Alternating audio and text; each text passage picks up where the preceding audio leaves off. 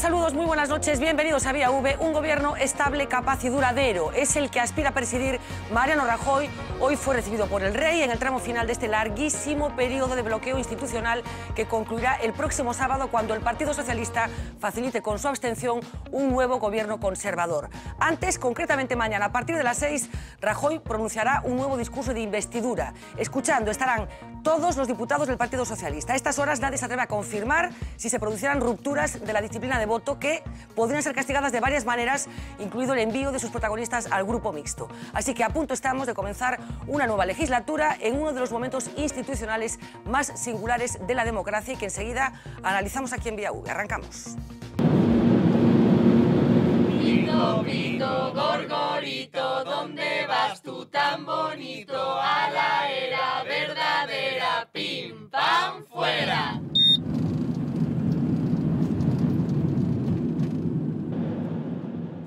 Pues la situación de la PNV formará también parte del menú informativo de esta noche. Saben que el Parlamento gallego en pleno en la anterior legislatura solicitó la reclamación de sus competencias al Gobierno central, pero esa petición ha sido bloqueada desde Madrid. Así que hoy, a iniciativa del Bloque Nacionalista Galego, dos grupos, en concreto el Bloque y En Marea, han solicitado que se reactive esa petición formulada desde Galicia y que, como decíamos, ha sido bloqueada en Madrid. Decía que será uno de los argumentos de esta noche. La política, lógicamente, estará también muy presente con esa investidura ya anunciada y exitosa de Mariano Rajoy, que el próximo sábado, si no sucede nada extraño, se convertirá en presidente del Gobierno. José Manuel Díaz Villolada, muy buenas noches. Hola, buenas noches. Valoración de este tramo final. Ves a Rajoy presidente que abstención do Partido Socialista? Pois creo que ten todas as de gañar esa situación despois do acontecido no Comité Federal do pasado sábado do Partido Socialista. Con que cicatrices para o PSOE? Pois seríamos un pouco cínicos se dixéramos que non hai cicatrices, porque hai unha situación non vou dicir de confrontación, pero sí de debate moi forte.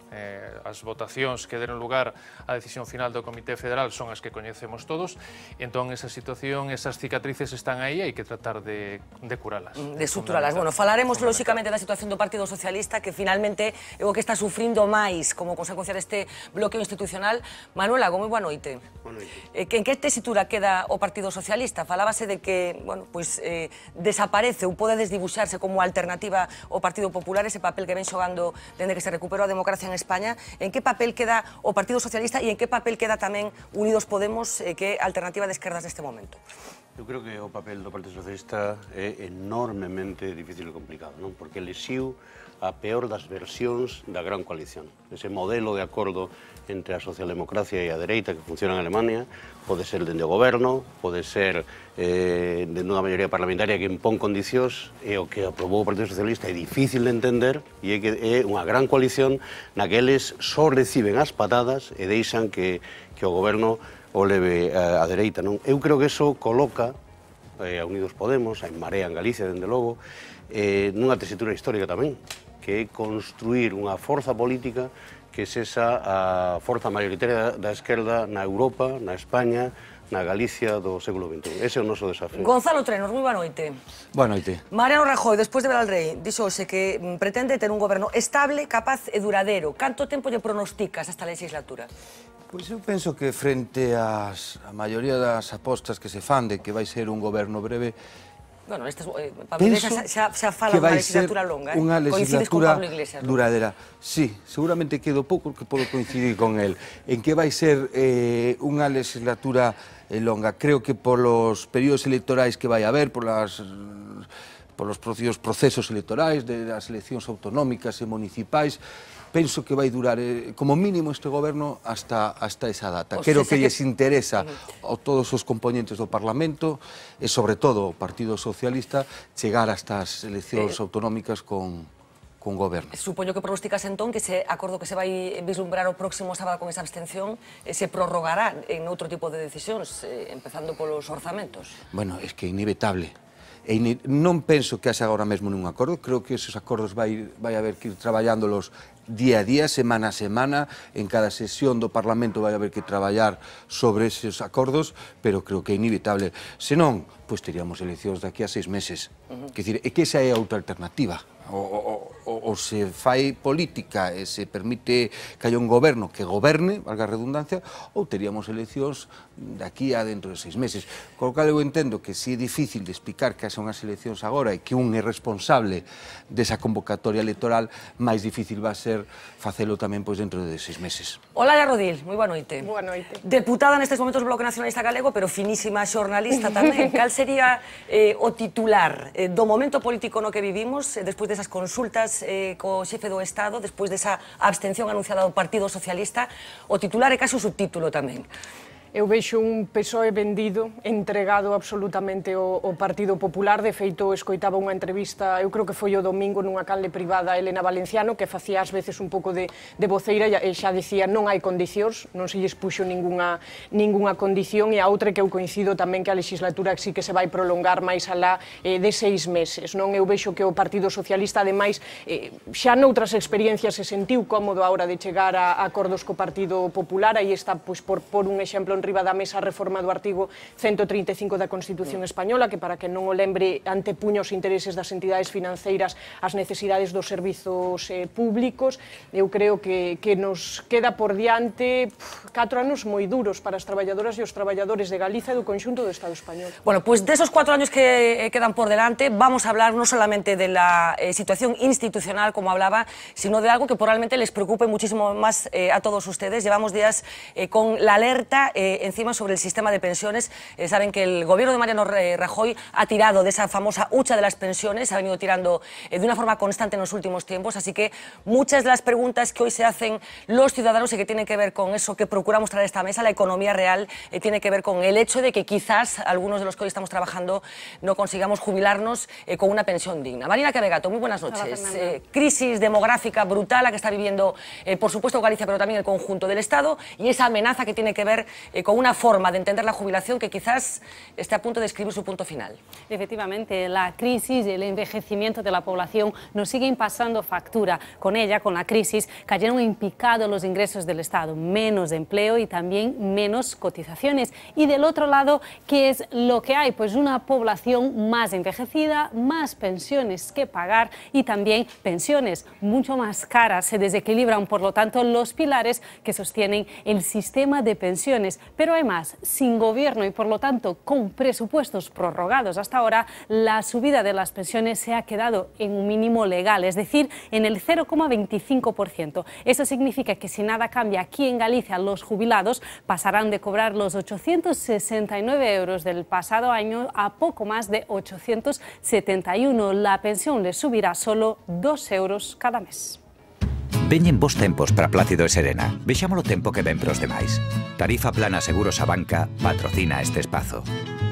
La hucha de las pensiones se agota y ya tiene fecha de defunción, diciembre del año 2017. Estará en números rojos el año que viene, cuando hace solo 5 estaba a rebosar. El gobierno comenzó a tirar del Fondo de Reserva de la Seguridad Social en el 2012 y mantuvo el ritmo. La previsión es que de los casi 69.000 millones que había inicialmente, quede a finales de este año un colchón de solo 13.500. ¿Podríamos entonces concluir que las pensiones están en riesgo? Las pensiones de los españoles están perfectamente garantizadas por el crecimiento económico y por la generación de empleo. Pese a lo que dice el gobierno en funciones, lo cierto es que el sistema es ahora mismo insostenible. No, yo no estoy tranquila. No, estoy preocupada porque cada vez se van metiendo mano a las pensiones. En Galicia, por ejemplo, el gasto mensual de las pensiones está batiendo todos los récords. En septiembre se gastaron más de 578 millones en estas prestaciones. Es 1 millón más que el mes anterior y en solo un año subió más de un 3%. ¿Y por qué hay un aumento tan grande? El motivo tiene en parte que ver con el importe de las nóminas. Hace 10 años los jubilados cobraban de media a nivel estatal casi 680 euros. Hoy se superan los 900, lo que significa que cada mes el Estado gasta 3.000 millones más que hace una década. En Galicia, de enero a agosto, más de 14.000 gallegos empezaron a recibir su pensión con una prestación media de 1.160 euros. En cambio, 15.600 personas dejaron de percibirla, pero los que abandonaron el sistema tenían una pensión media de 772 euros. La diferencia es muy considerable. Cuando yo me jubile ya no queda nada, eso seguro. ¿Y qué hacer para solucionar este problema? En los últimos días empezaron las reuniones del Pacto de Toledo y cada partido tiene su propuesta. Podemos, por ejemplo, quiere reponer el fondo de pensiones recuperando el dinero del rescate bancario y el PP, por otro lado, aboga por pagarlo con impuestos. Veñen bos tempos para Plácido e Serena. Vexamos o tempo que ven pros demais. Tarifa Plana Seguros a Banca patrocina este espazo. Manuel Lago, que interpretación política hai que facer deste dato, deste feito que ten que ver co vaciamento do peto das pensións e das consecuencias desa política no caso de que efectivamente sexa unha decisión política? O peto das pensións é un elemento importante, pero lateral no sistema público de pensións en España, non? Quero dicir que a cifra do que significa o peto 70.000 millóns de euros que chegou a ver no peto co que gastamos cada ano en pensións é unha cifra menor, non? Digamos que o que sirve ver o aleirado do peto por parte do Partido Popular é para ver que temos un problema. Esa é a fiebre que hai no sistema. Cada ano faltan nas nosas contas para pagar as pensións en torno a 15.000 millóns de euros dende que goberna o Partido Popular, non? Porque antes non pasaba. Ata o ano 2011, subía a aportación a ese peto. Non? E que pasou dende entón? Aí hai varios problemas, non? É certo que hai un problema demográfico, eso é certo, non? Pero o que está provocando ese burato de 11.000, 12.000 millóns de euros cada ano son outras cuestións, non? Ten que ver, un, ca falta de emprego, dous, co emprego barato e precario, porque esta é a clave. Déxame que dé unha cifra. Unha persona que cotice pola base máxima de cotización, o sea, un traballador con dereitos, cotiza entre ele e a empresa 1.000 euros ao ano. Paga unha pensión. Cada traballadora de base máxima de cotización paga unha pensión. Unha persona que cotice polo salario mínimo interprofesional cotiza 250 euros. E, por lo tanto, fan falla 4 personas para pagar unha pensión. E se temos un traballador do telemarketing traballando 24 horas e gañando 400 euros, fan falla 7 persoas para pagar unha pensión. Por lo tanto, hai unha variable demográfica, sin ninguna dúbida, pero hai unha variable a curto plazo moito máis relevante que é os salarios baixos, o traballo precario, o traballo a tempo parcial, que efectivamente con esos salarios non se serán bases de cotización que lle den ingresos ao sistema. Vale, esta descripción, consecuencias ou previsión do que vai acontecer? Sí, vamos a ver, eu creo que existe unha estrategia tamén. O Partido Popular non está incómodo con que se valeire o sistema, non? Porque, digamos que o fondo de reserva, porque o sistema vai continuar sempre. Digamos que o que está en dúbida é a cuantía da pensión. E aí hai unha estrategia que dura moitísimos anos, que é levar a ciudadanía con medios, a que faga fondos privados de pensión. E isto forma parte desta estrategia. Sobre a seguridade social existe bastante consenso do que debería de facer, non? Hai unha primeira liña e é que sacar da parte contributiva do sistema o que se financia con cotizacións o que non se derivan desas cotizacións. Existen aínda moito gasto na seguridade social, digamos que non é contributiva, non é un dereito que ten unha persona porque ten cotizado durante toda a súa vida, e iso hai que sacarlo fora. Hai outros elementos de curto plazo rapidísimos. Non sei se o saberás, pero en España ti podes ganar Cristiano Ronaldo pode ganar 100 millóns de euros, que a súa base máxima de cotización é de 3.600 e pico de euros. Destopar a base máxima de cotización, hoxe destopar a base máxima, que as persoas con maiores ingresos tributen polo total de seus ingresos, aportaría entre 3.000 e 4.000 millóns de euros cada ano a Caixa das pensións. Por lo tanto, si existen medidas de curto plazo, medidas de medio plazo que teñen que ser, deixa que le mate con isto, con unha medida evidente, e debido ao incremento da productividade, do incremento da riqueza, pero basada tamén na robotización, as pensións non poden estar financiadas exclusivamente con as cotizacións como é agora. Teñen que estar financiadas tamén polo conxunto do sistema tributario. E remato dicindo un dato. O país da Europa Occidental desenvolto que menos cartos dedica como a porcentaxe do seu PIB ao pagamento de pensións é España. Nós temos agora, dedicamos un 11% do PIB en España a pagar pensións. Italia está destinando o 15%, e Francia o 13,5%. Por lo tanto, con unha política diferente a que ten feito o Partido Popular, hai marxen, hai problemas, pero existe a posibilidad real de asegurar o sistema. Un problema demográfico que en calquer caso sempre de fondo con esas baby boomers que están empezando a xubilarse xusto cando a pirámide poblacional está justamente ao revés, por alusións directamente. Gonzalo Trenor. Sí, tiene razón Manolo en una parte de lo que dice. A ver, aquí al final es una cuestión de ingresos de entrada y de salida. Y hay que ver cuáles son las causas por las que hay menos entradas y por las que puede haber más salida. Hay que diferenciar también lo que son factores a corto plazo o lo que es una situación coyuntural de la que puede ser una situación estructural o a largo plazo. La crisis demográfica es una cuestión estructural. Lo que está pasando ahora no es respuesta de esa situación estructural, eso lo viviremos dentro de 2 o 3 décadas. Lo que está pasando ahora es el resultado, el fruto de haber tenido en España 6 millones de desempleados, que se hubiesen destruido 6 millones de puestos de empleo.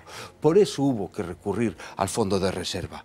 O sea, no se recurrió al Fondo de Reserva por la situación estructural o por lo que va a pasar dentro de 2 décadas en el sistema de pensiones. Se recurrió por eso, por una situación plenamente coyuntural, o sea, puramente coyuntural, que fue una crisis económica que se llevó por delante 6 millones, llegó a haber 6 millones de desempleados. Es decir, y eso es lo que más ha afectado a las bases de cotización, lo que más, con muchísima diferencia, porque 2 años antes de que, o 1 año antes de que hubiese la crisis, con el mismo modelo, con las mismas bases de cotización, teníamos un superávit, que es lo que permitió constituir precisamente ese fondo de reserva. Non é o mesmo modelo, sufrimos 2 reformas laborais que son as que explican os salarios.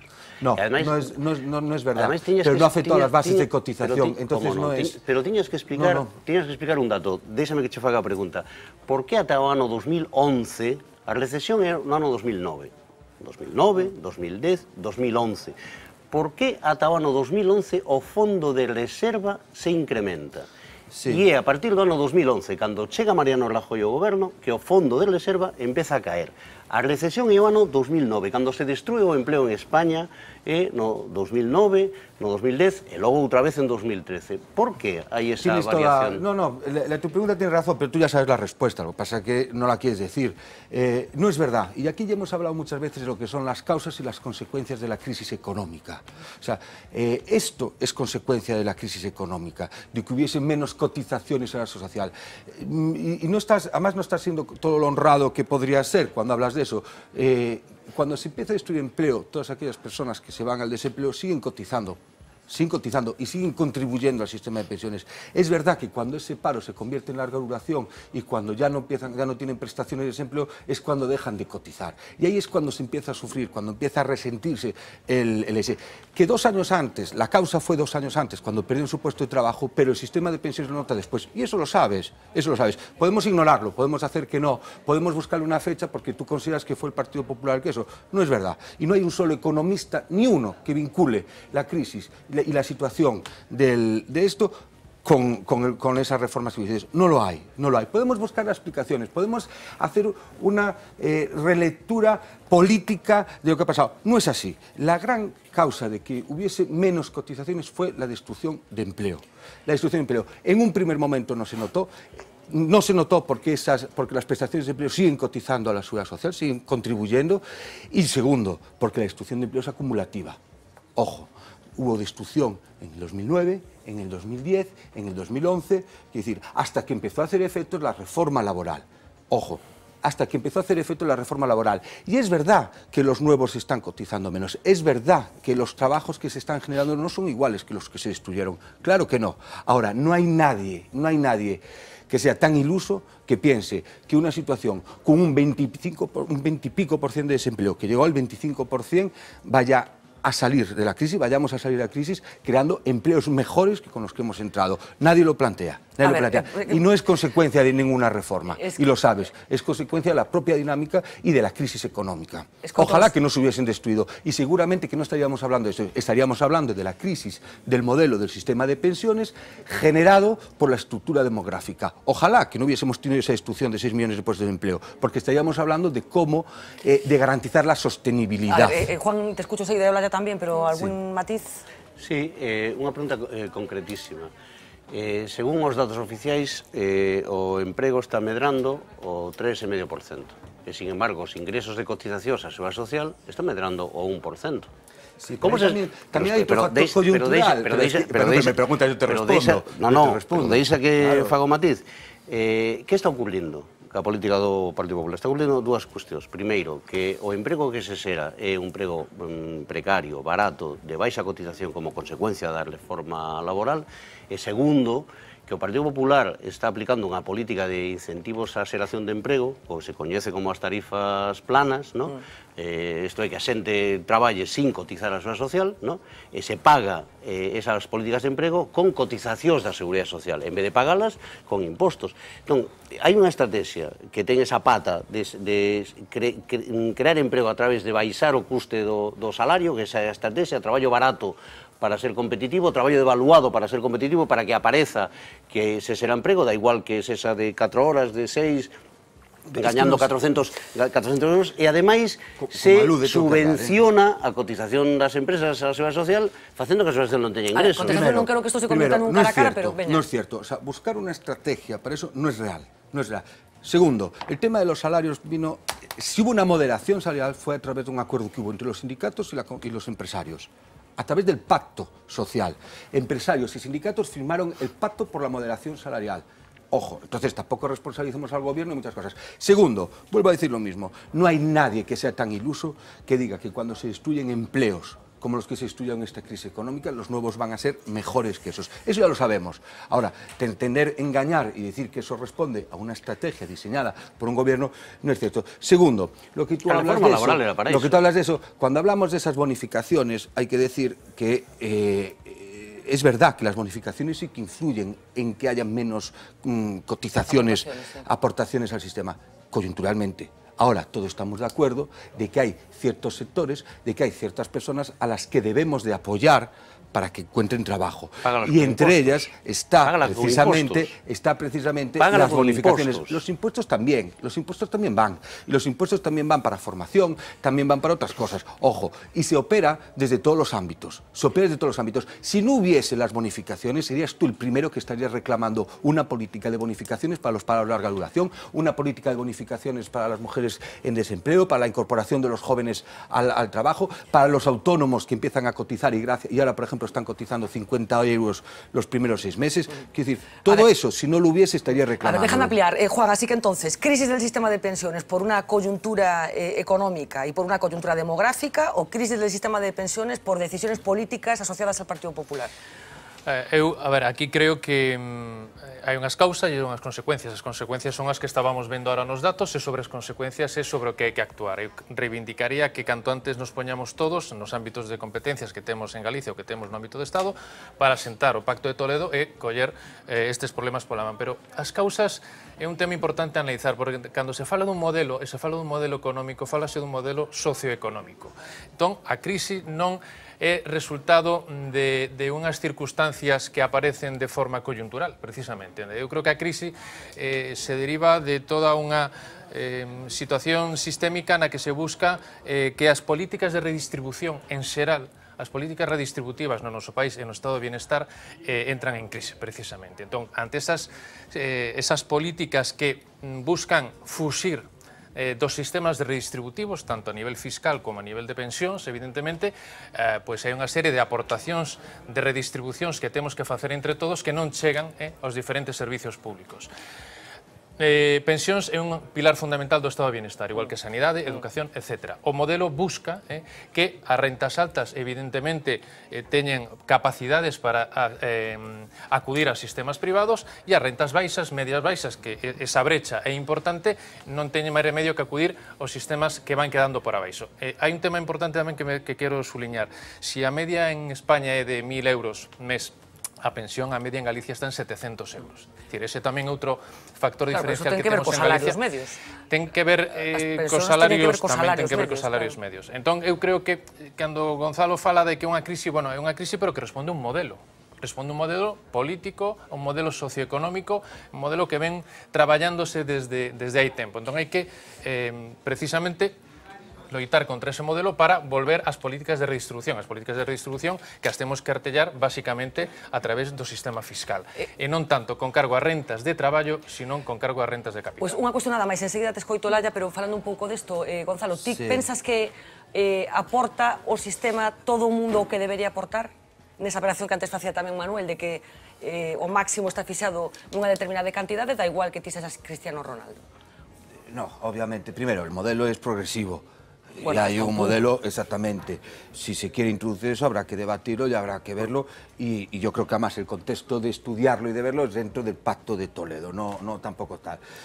Tú hablabas de que respondía a un modelo y yo no estoy de acuerdo con eso. Además es que no puedo estar para nada de acuerdo. Creo que a veces hay cosas que se hacen bien y entonces eso genera empleo y genera que haya sectores más dinámicos y se puedan generar también a la vez más rentas del trabajo, y también hay gobiernos auténticamente nefastos que lo que hacen es conducir a sus países a unas crisis económicas que destruyen más de 3 millones de puestos de empleo. Entonces tampoco hablemos del modelo para esquivar y para rechazar responsabilidades o trasladar esas responsabilidades a un hipotético modelo, a los mercados, a cosas estas. No, aquí en España hubo decisiones completamente erróneas que nos llevaron a una crisis económica brutal, que se llevó por delante en muy pocos años más de 3 millones de puestos de desempleo, que ya teníamos un paro en España que no era tampoco el óptimo y que era superior al del resto de los países con los que nos podíamos comparar, porque también tuvimos otra crisis económica a finales de los 90 que también tuvo una incidencia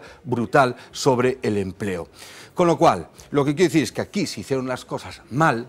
Siempre que empezamos a crecer o que parecía que se empezaba a mejorar la situación económica, inmediatamente se estaba sembrando ya las bases o se estaba alimentando la siguiente crisis económica. En España lo hemos vivido y lo que no podemos es trasladar esto a esas responsabilidades de esos sistemas. En Alemania no están con este debate. No lo están, o no lo están en los mismos términos que nosotros. Sí que tienen este debate por la cuestión demográfica. En Francia no están con este debate. En Holanda no están con el mismo debate. Lo tienen, pero por la cuestión demográfica, pero no tan agudizado ni tan profundo como el nuestro. Nosotros, claro, después de 2 crisis económicas como las que hemos tenido y esta última, que fue nefasta, que fue terrible en cuestión laboral, en cuestiones laborales, yo creo que se destruyó más empleo en España que en todo el resto de la Unión Europea juntos en esta crisis económica, pues bueno, pues estamos sufriendo esas consecuencias. Y yo creo que no es bueno lo de trasladar siempre, recurrir al modelo, recurrir al sistema, recurrir a esto. Hay que analizar as causas de por qué se produce unha situación e acudir precisamente a un modelo de devaluación social, de devaluación económica, non creo que sexa a solución. Hubo un factor, por ejemplo, la desindustrialización. En España hubo desindustrialización, no pasó en otros países. No pasó, exactamente. Pero yo no considero que esto sea debido al modelo económico, que no sé qué. Creo que es más debido a las decisiones de los gobiernos que durante muchos años, pues, obstaculizaron la creación de nuevas empresas, obstaculizaron que proyectos de inversión industriales... Modelos redistributivos son modelos, son opciones políticas. Bueno, pero no redistributivos, o sea, son de política económica, no redistributivos. A min a veces sorpréndeme que parece que as cousas nos caen así do ceo como que en ve chover, non? E as crises chegan e aparecen así como a cogumelos no medio do monte en outono, non? As cousas acontecen porque se toman decisións políticas que traen esas consecuencias. Un modelo de crecemento económico baseado na burbulla inmobiliaria que arrexa todas as consecuencias que vimos a partir do ano 2007-2008 coa crise crise económica, non? A respecto da destrucción de emprego, cando ti adoptas unha política como era esa reforma laboral que abarata o despedimento de 45 días a 33 días, pois estás lle dando facilidades e ferramentas ao empresario neste caso para que lle salga máis rendível botar ao traballador que tiña pois traballando desde había 8 ou 10 anos e contratar a través ademais dunha empresa de traballo temporal a un rapaz ou a unha rapaza que vai cobrar pois no canto de un salario vai cobrar medio do que cobraba con anterioridade a outra persoa, non? O fío un pouco do que comentaba Manuel con anterioridade, non? Esa precariedade, esa temporalidade laboral. Escoitábamos no vídeo a esas señoras que dicían que cando ela acabase de traballar non sabería se ia a percibir a pensión. Eu teño moitísimas dúbidas de que poida percibila. Eu sempre tiven sorte que tiven un traballo estável, pero vendo a miña contorna máis próxima de amizades e familiares é que é imposible, porque hai moitísimas persoas que nin sequera cotizaron a Seguridade Social despois de traballar moitísimo. Aí está a figura dos falsos autónomos e demais, non? Eu creo que temos dúas realidades que, ademais, no caso da Galiza se agudizan aínda máis. Primeiro, porque temos xa as pensións máis baixas do Estado e despois porque esa crise demográfica, non? Que dicíamos que estaba de maneira latente ou no trasfondo de todo o debate, no noso caso agudizase aínda máis cunhas taxas de migración juvenil, sobre todo, enormes e insostibles. Bueno, un asunto, como acabo de comprobar, de enjundia, esa crisis demográfica latente que afecta a tantísimas cosas. Por cierto, hoy vamos a viajar también hasta Calais.